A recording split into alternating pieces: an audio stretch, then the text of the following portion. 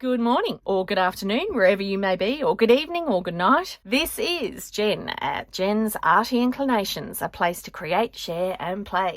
Hello everyone. Ephemera is hosted by Luise Heinzl and also by Barbara over at 49 Dragonflies. And today's prompt is least favourite ephemera and bookmaker's art.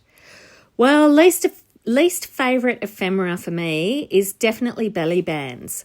Now, not because I don't like belly bands. I love them. I think that they look fabulous. I think they're brilliant in a book, etc., etc. But I'm really bad at them. I don't do them very well. All right, so here I cut a big chunk. I thought I'd do a full page belly band, and I used my cinch to create holes on either side. And my bookmaker's thing is going to be lacing through the holes.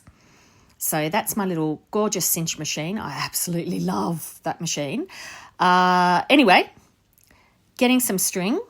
Didn't measure the length properly at all, but that's all right. I've got a fix. And I literally just threaded them up the same way that you thread shoelaces, so across the front. Now this background piece, it was a piece of art that I tried to do ages ago and it was rubbish. So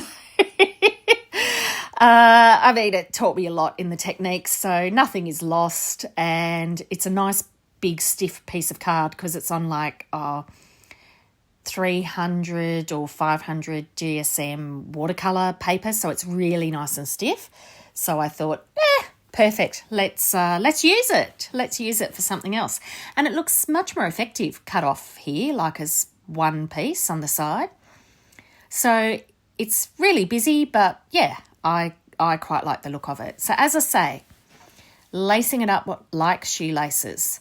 So you can just creep up one at a time, put one side across to the other side across to the first, and I don't know, go and watch Blue's Clues and he only teaches you how to tie your shoelaces, not how to lace them. But, it's like a bodice kind of thing. Now, once I'd done it with the normal white string, I decided it wasn't enough and I did put another piece on top. So you will see that. But I just want to show you, about this point, I'm realising that I am not going to have enough string to get all the way to the top of this card. And I was imagining a nice big bow in the card, and I'm realising I don't have enough for that. So I'm starting to, wonder. But then I decided, all right, I'll put it through the back, I'll tie it off, and I'll see if I can salvage this. And oddly, it worked fine, so it wasn't a problem. So I don't have to cut really big, long pieces. I could do a whole heap of little pieces because I cover that back anyway so that things can slide in and out. But I think I was thinking typical belly bands. I never get them right, but but that's fine. All right, so I'm just finishing off the top here and I do exactly the same. I tie it on the back as well. It did all work in the end, so I laced all the way to the top and I tied this second piece off as well. So I'm just using a reef knot to tie them on the back, just cutting them down so that they don't go over the edges. All right, so then I had this eyelash trim and it had similar colours to what's in my card. So I felt like it would feel like texture on the top. And I actually threaded it through just a bookbinding needle, like a nice blunt one. If you struggle to find bookbinders needles, look for darning needles. They're often quite good as well, and they can be blunt on the edges quite often as well. So just a little tip. Although they're quite common now, so you can often pick them up from all over the place. Now, to do this one, I actually went up one side first and then I went up the other side. So here, I believe, so you'll see I go across and then I go up in the hole beside it. So yeah, I've seen that I've mucked it up there. So I'm going back and I'm undoing that bit. But can you see it on the back, how I'm not actually going across on the back? So I just go up one hole and then I skip a few holes and go up. And because I had the white string underneath that I'd already laced properly, I had that as a guide that I could follow. But that way you don't have to cut strings that are as long, so that once you get up the top, you then do exactly the same and you go all the way back down. So I'm going up to the top hole. I only cross over on the front.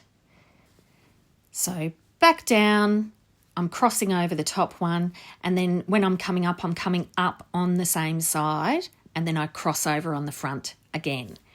So it's just a way that, as I said, you don't need quite as long a piece, and I knew that this piece wasn't going to make it all the way unless I did that. But it's actually neater on the back, so you don't get that crossover, and I probably wouldn't have even needed to cover the back if I'd done that on my white string. But being a least favourite piece of ephemera, I wasn't going back. This is how it's going to turn out. And then to finish it off on the back, I just taped down the ends. So pulling it all nice and tight just to make sure that, it's all nice and firm. And then, I just used masking tape to cover the back of this. I mean, you could get a lot more fancy schmancy. I don't mind the masking tape because it'll give a bit more grip for what goes under it. However, it'll still be a smooth surface to slide over so that it won't catch anything that goes underneath it. So, so there you are. Very, very basic, really, but, effective. This probably looks a lot better when you look at it close up, but maybe not. I don't know, maybe it's a real life thing. It's quite fun in real life. Anyway, glued across the top, as you saw, did a little label on the front. That was a little piece of chipboard, and then glued it down onto my page, top and bottom.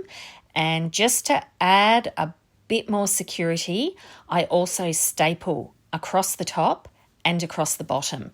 So again, I'm getting some more staples in this week. I love staples. I just think we don't use them enough. We often put them in and cover them up and make things really pretty. But as much as Ephemera is, all sort of arty and we all get into creating and so forth, for me it's also creating a bit of an ideas book of pulling things together, giving myself little mini deadlines, and it's something that I really do refer back to, and they kind of evolve over the year. Whatever I create in these challenges, it grows.